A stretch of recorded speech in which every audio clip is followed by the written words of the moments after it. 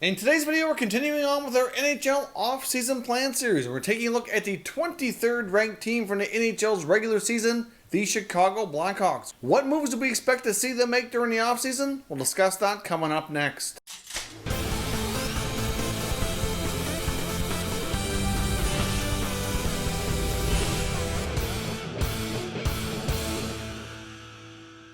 So welcome back to another video here at Top Shelf Hockey. So as I mentioned, we're continuing on our off-season plan series today. We're at the 23rd ranked team, the Chicago Blackhawks. Now, in case you're new to this series, we started at the 31st ranked team. We're working our way all the way up to number one.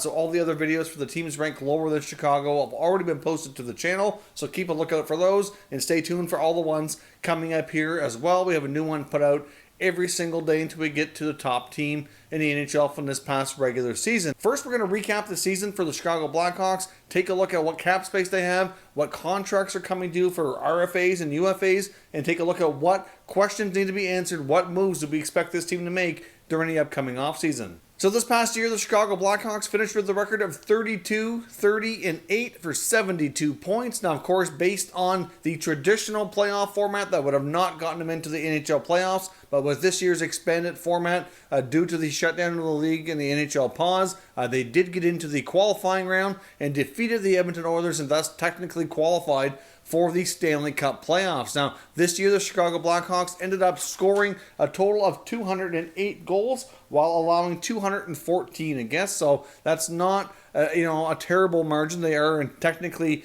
on the negative side of things, but based on how they played throughout the year, and the teams that are close to them in the standings, it's not that bad. But of course, a major area of improvement would be to improve that differential. We also saw them have a power play percentage of 15.2, which was rather weak for 28th best in the NHL, but their PK was actually pretty good, 82.1% for 9th best in the NHL. So overall, special teams were okay, but the penalty kill was certainly much stronger than the power play. That's certainly an area that needs work for next year. But as I mentioned, they were a bit of a surprise team to come out and beat the Oilers in the qualifying round, got into the official round of the Stanley Cup Playoffs, round one, where they ultimately ended up losing, but still, they can say they made the playoffs this year, which is more than we expected to happen back in March when things were paused, but they returned to play. Certainly was good for them. We saw Jonathan Toews, Patrick Kane, and some of their veteran guys really come through with some really solid performances and prove that they could still play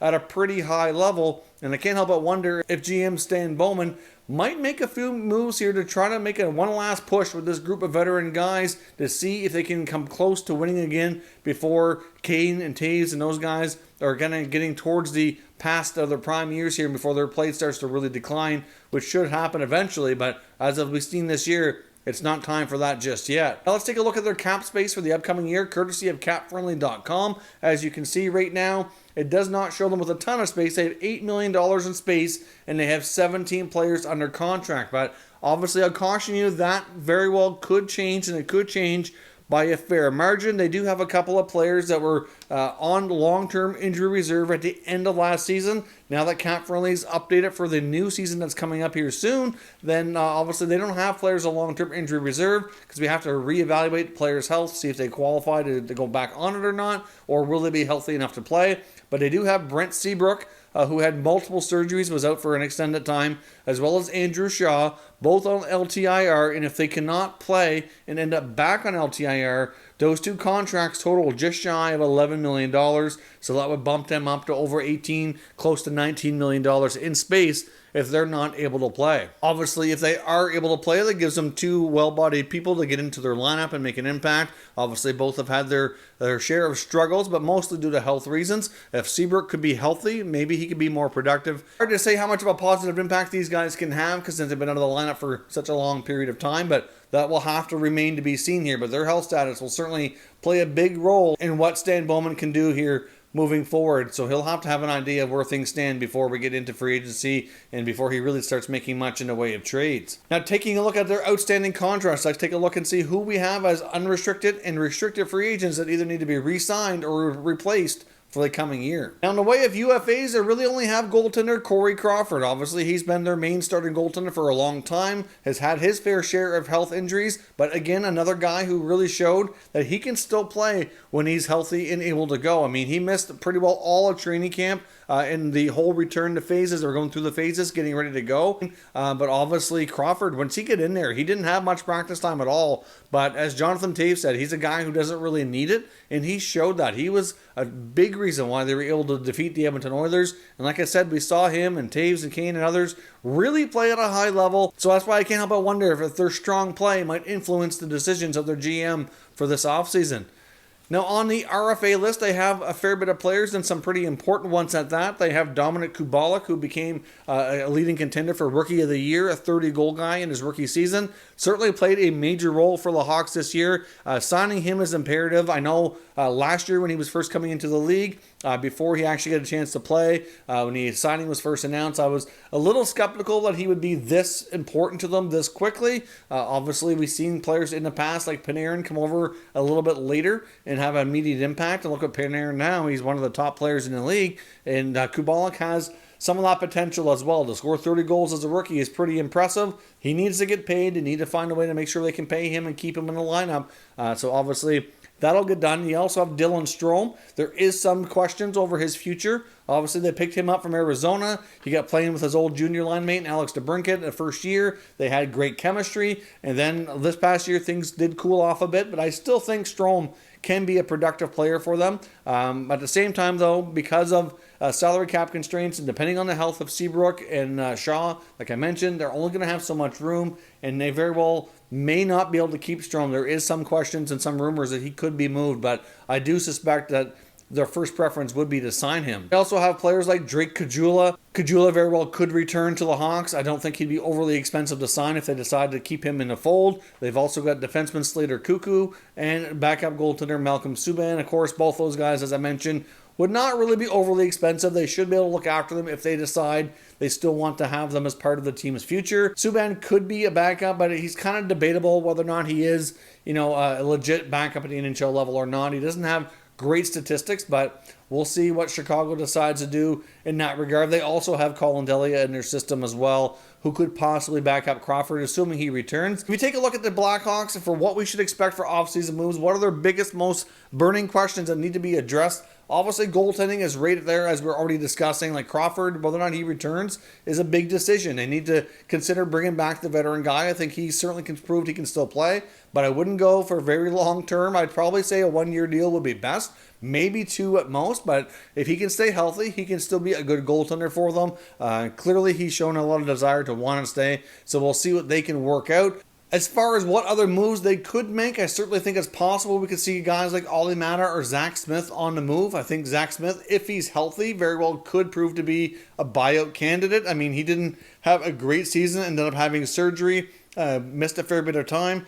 So clearly, they probably would be willing to move on from him if they're able to. But if he's not able to be healthy, that could be problematic and he may end up staying. But as far as I know, he's healthy and should be okay. So therefore, a buyout or a trade, if possible, is quite likely. Same goes for Ollie Mata. I mean, before the return to play, many felt that it was pretty much a given that the Hawks would either trade or buy out the defenseman in order to move on from that salary and to make room for some of their younger defensemen that are kind of moving up the ranks here, that they want to get into more of a prominent role. They have a lot of good young prospect D that they need to find a spot for. But Mata actually played relatively well and to return to play. And at the same time, that very well could boost his value and make it more likely that he could be a trade candidate instead of a buyout candidate. So difficult to say for sure if Mata goes or not, but I do think that the way he played in the playoffs would certainly help increase his value if Stan Bowman decides that he wants to move on from him this offseason. As I mentioned, the health of Seabrook and Shaw are super important here to the whole equation. If they end up on long-term injury reserve, that gives Stan Bowman a lot of flexibility to at least start the season with getting that cap relief that he can put towards other players.